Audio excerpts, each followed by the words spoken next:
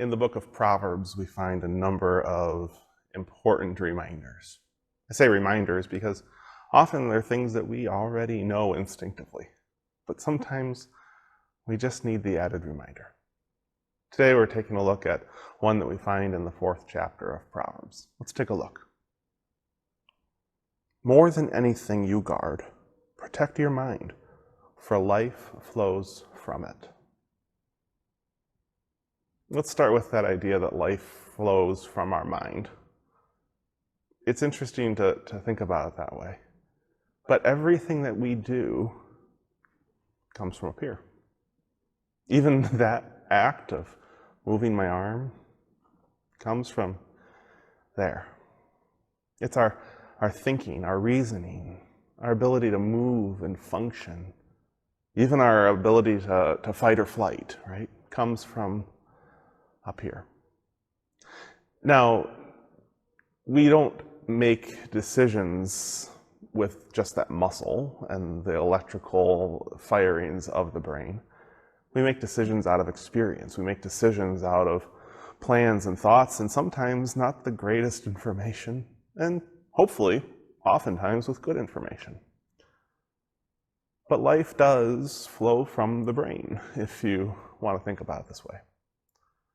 But this proverb also encourages us to think about what we are putting into it.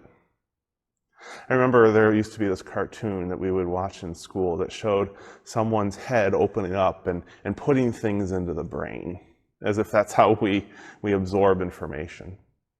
But it's maybe not a whole lot unlike that.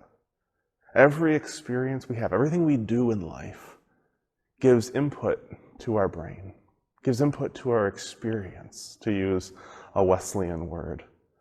Our experience matters. It teaches us things. It helps us to understand things and to make sense of things and to make decisions. And so it sounds like an easy prescription, right? Put good things into your brain, not bad things. And when you put good things in your mind, good things happen. When you put bad things in your mind, bad things happen. So what are we going to do? We're going to put good things in our mind. Fill our lives with just good things so we don't ever experience anything bad. We don't ever see anything bad. We don't put bad things into our mind. Cool. Pretty easy. The problem is it's not that easy. Because sometimes the things that we think are good aren't that good. The things that we think are bad maybe aren't as bad as we think. I'll share a good example. I remember when I was in college, I went on a streak of trying to watch Christian movies. You know what I'm talking about, the movies that are made with a very specific and explicit Christian standpoint. They are designed to help us think about these very obvious Christian conundrums in life. The problem is sometimes the messages they shared weren't the healthiest of theologies. They were more based on a theology of fear than a theology of grace. And those movies, those TV shows that good Christians aren't supposed to watch, sometimes we find more theology of grace in those, though it's not explicit. We can find it there too. We have to be mindful. Interesting choice of words, I know. But we have to be mindful. Mindful of what we are absorbing and asking ourselves this question.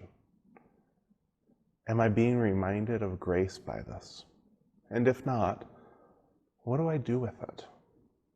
Perhaps that's the better filter to use than to check and see what the rating on the back of the DVD box is. What is this teaching me? Is this uplifting me? Is this reminding me of God's love? Is it holding me accountable for my actions in life? Am I holding myself accountable for my actions in life?